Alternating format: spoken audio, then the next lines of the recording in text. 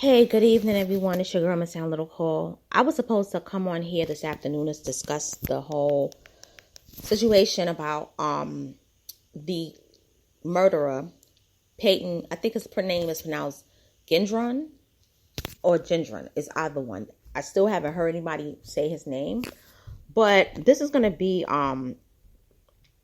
three parts to this because I've been like really upset. I haven't cried, but I've been angry. I'm more so angry about this situation.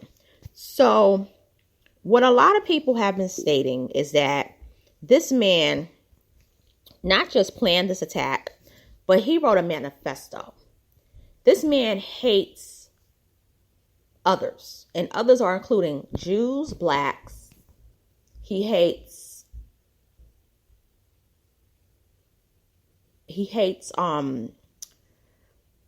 non-whites, and he basically is trying to protect the survival of white men, particularly straight white men. I'm going to read to you from CNN, and this is what we know about him so far. So it reads, what we know about Buffalo supermarket shooting suspect Payton Gendron. The 18-year-old man no, we ain't going to do allegedly. The 18-year-old man who murdered 10 people, who shot and murdered 10 people at a Buffalo supermarket Saturday afternoon was motivated by hate, authorities said. The Tops Friendly Market, where the shooting took place, is located in the heart of Buffalo's black community, and 11 of the 13 people shot by the white suspect were black. Officials said. This was pure evil, Erie County Sheriff John C. Garcia said at a Saturday news conference, calling the shooting a straight-up racially motivated hate crime for somebody outside of our community. The U.S. Department of Justice is investigating the shooting as a hate crime and an act of racially motivated violent extremists, according to a statement from U.S. Attorney General Merrick Garland. Payton Gendron, I'm going to start saying Gendron. Payton Gendron of Conklin, New York, was charged with first-degree murder Saturday. Erie County District Attorney John J. Flynn said in a news release, Conklin is about 3.5-hour drive from Buffalo. He pleaded not guilty. Authorities say the suspect arrived at the store around 2:30 p.m. He was heavily armed, wearing tactical gear, a helmet, and had a camera that was live streaming his actions. The suspect used an assault weapon, Flynn said during the news conference. In his news release, Flynn said the suspect shot 4 people outside of the grocery store, 3 fatally. When he entered the store, he exchanged fire with an armed security guard, whose authorities said was a retired Buffalo police officer. The security guard died of his injuries. The suspect shot 8 more people in the store, 6 of whom died, the release said. He legally purchased a gun in New York. New York Governor Kathy Hochul said, it's unclear if the suspect should have been prevented from being sold a gun in New York State. After it emerged, the gunman was once investigated over something he had written in high school. Speaking to Margaret Brennan on CBS Face the Nation on Sunday, Hochul was asked how the 18-year-old suspect was able to legally purchase a gun. Earlier Sunday, Hochul told CNN the gun used in the Buffalo mass shooting, where 10 people were killed on Saturday, was purchased legally in New York State. Speaking to CNN Dana Bash on State of the Union, Hochul said the weapon was an AR-15. She said it's believed the high-capacity magazine was purchased outside of New York. When did we hear of the AR-15 gun? Again, back in October, November, during Kyle Rittenhouse, and I'm going to get to that when I finish reading this article. Brennan asked, you said it was legally obtained. You've also said that the shooter had been, at one point, under the surveillance of medical authorities because of past comments he had made about carrying out a shooting. How was he allowed to buy and to hold onto that weapon? Hochul responded, that is exactly what is being investigated now. I understand that he wrote something when he was in high school and that was being investigated. So we're going to get to the bottom of that. Asked if the state of the gun was an oversight by the state. Hochul said, "We don't know that right now, but I'm going to get to the bottom of it and find out right now. It would have happened a while back." She added, apparently he was investigated when he was a high school student, brought to the attention of the authorities. He had a medical evaluation based on something he had written in school. So we're going to find out what happened in the aftermath. He allegedly live streamed on Twitch. The popular live streaming platform Twitch confirmed Saturday the shooting suspect used his platform to stream a live broadcast during the attack. The company said it was devastated to hear about the shooting and added the user has been indefinitely suspended from our service, and we are taking all appropriate action, including monitoring for any accounts rebroadcasting this content. CNN obtained a portion of the live stream that shows the alleged shooter pulling up to a top store. The video was recorded from the point of view of the alleged shooter as he is driving into the supermarket's parking lot. The person is seen in the rearview mirror wearing a helmet and is heard saying, just got to go for it," before he pulls into the front of the store. In the video, store patrons can be seen walking through the parking lot as the suspect drives up. A spokesperson for Twitch said the company removed the live stream less than 2 minutes after the violence started. The company did not immediately respond to follow-up questions about whether the suspect was actively firing when the live stream was halted. Purported manifesto talks about dwindling size of white population. Flynn said investigators are going through a 180-page purported manifesto for clues. "We are obviously going through that with a fine-tooth comb and reviewing that for all evidence that may lead us to besides the manifesto itself," the DA told CNN's Victor Blackwell Sunday afternoon. "All the evidence that we ascertained from that manifesto, from wherever that manifesto leads us, other pieces of evidence we already had, we can then use that and develop more charges potentially," Flynn said. Investigators were reviewing Saturday the purported manifesto posted online in connection with the shooting probe, 2 federal law enforcement sources told CNN. The manifesto, independently obtained by CNN shortly after the attack and before authorities released the suspect's name, is allegedly written by a person claiming to be Payton Gendron, confessing to the attack. The manifesto's author says he bought ammo for some time but didn't get serious about planning the attack until January.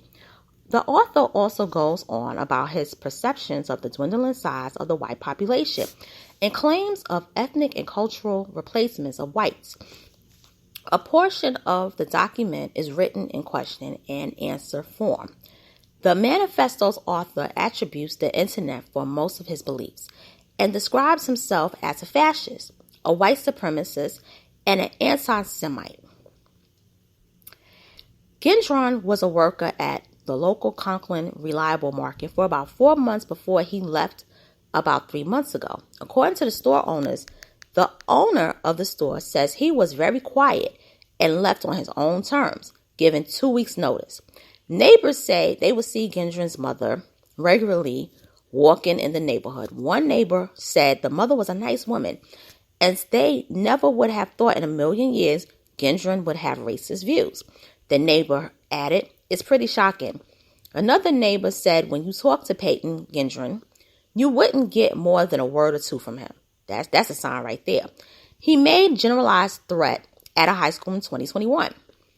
Gendron made a generalized threat while he attended Susquehanna Valley Central High School in June 2021. Buffalo Police Commissioner Joseph Gramaglia said Sunday. In response to a question from CNN's Shimon Prokupech at a Buffalo news conference, Gramaglia said state police brought the student in for a mental health evaluation. A day and a half he was released, according to Gramaglia. Gramaglia said that the threat was not racially motivated. Flynn told CNN's Victor Blackwell Sunday he couldn't speak specifically to the June 2021 threat Gendron made when he was in high school, as it occurred in Broome County. Flynn did say there was no threat that was brought to anyone in Buffalo or Erie County ahead of Saturday's shooting. Separately, a spokesman for New York State Police told CNN on Sunday an investigator report that a 17-year-old student had made a threatening statement. The student was taken to a hospital in June 2021 for a mental health evaluation. The spokesman said state police responded to Susquehanna High School in Conklin, New York on June 8, 2021, following the threatening statement. The student was taken into custody under New York State Mental Health Law, Section 9.41, and transported to the hospital for a mental health evaluation, state police told CNN in an email. State police were unable to confirm how long the individual was in the hospital or the findings of the evaluation. They also refused to name the 17-year-old. Earlier Sunday, Governor Hochul also mentioned an investigation into a threat the suspect made in high school. Speaking to Margaret Brennan on CBS's Face the Nation on Sunday, Hochul said apparently he was investigated when he was a high school student, brought to the attention of the authorities. He had a medical evaluation based on something he had written in school, and so we're going to find out what happens in the aftermath. He will likely face more charges.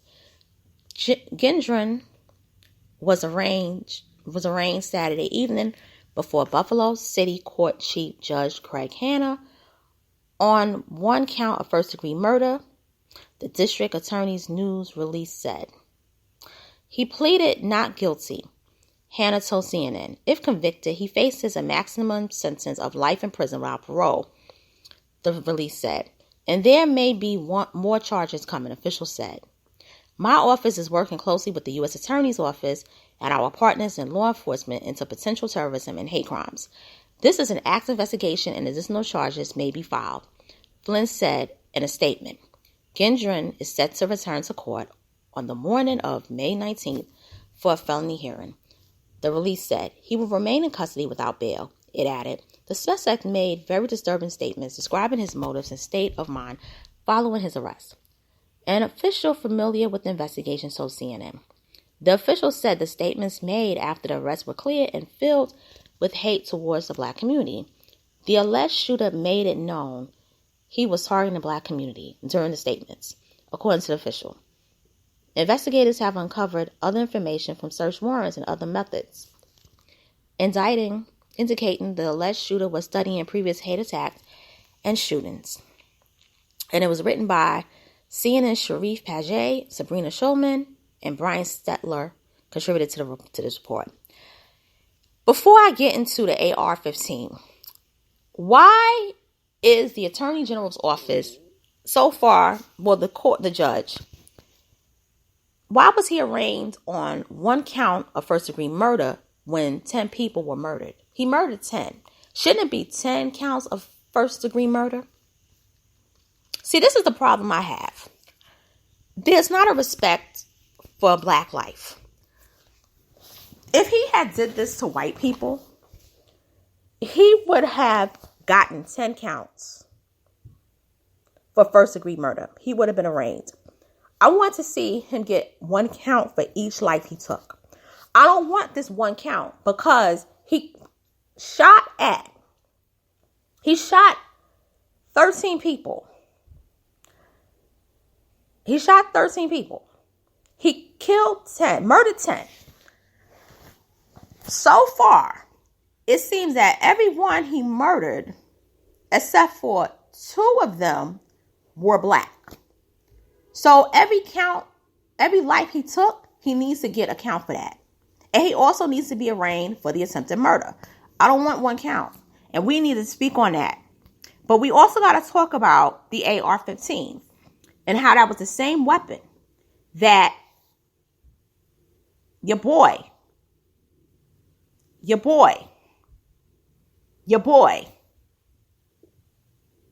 Kyle Rittenhouse had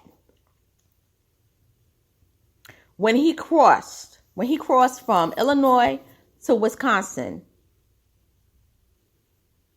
Okay? That AR-15. You want to know why he probably bought the AR-15? Because he was influenced by Kyle Rittenhouse. You got to remember something. There's a network of all these people, these young guys. And these young guys get recruited through the internet. Because many of these guys are lost. Practically all these people that commit these white supremacist crimes and killings, these killings in the name of white supremacy, they are outcast in their community. They don't even talk to other white people. So what makes you think they're going to talk to black people, other groups of people, white people who hang out with different other groups, are cool with them? They really don't even like other white people, okay? But they get involved in these groups online, and a lot of these elder white men who run these organizations, they recruit the ones who are basically, you could kind of say, people think they're milquetoast. They don't have a backbone. They're not people that other white people are going to want to hang out with. They don't have clout. They don't have game, okay? So what happens is these groups recruit them, and they basically get them on their team. They basically give them literature to read, have them, do research, and tell them that everything, this is the key, everything you was taught in school is a lie, okay? Everything you've been taught in school is a lie. The media is what? Owned by a particular group of people. They push things. And the blacks, they're basically getting all the resources that you should be getting. And the Latinos are coming over here illegally, and they basically are going to outnumber you. And the white women don't know how to stay in their place like they used to in the 1950s. And the gays are ruining America. This is what they teach them, okay? So they put this in their heads, and they get these kids who don't have anyone, who don't have any friends, and they be like, oh my God, no wonder I'm not making it. No wonder I'm barely passing my classes. No wonder me and my parents are poor. It's because everybody else is basically stomping on the white man and this and that. And then they get them riled up and hot. If you don't believe me, just watch the movie, one of the greatest films ever made, Higher Learning, and study the character of Remy. And you will understand that what I'm talking about is truth, and you will understand that this dude, Payton Gendron, is a Remy. This is a Remy through the core. See, the reason why Kyle Rittenhouse wasn't able to complete the mission, because he was supposed to do the damn thing. But see, the problem that Kyle Rittenhouse had, he made it too obvious, because he crossed over there and he had the rifle openly, and he basically tried to mesh in with the people and say, oh, I come to help clean up and protect the stores. And then lied and said that his uncle owned the store there, which turned out his uncle never owned the store there. Then turned around and he was harassing black men. But every time he was trying to do something, somebody always was either smart to catch it, or those black men walked away, and they went to prospective law enforcement. And what he did was he ran away. He walked away smoothly.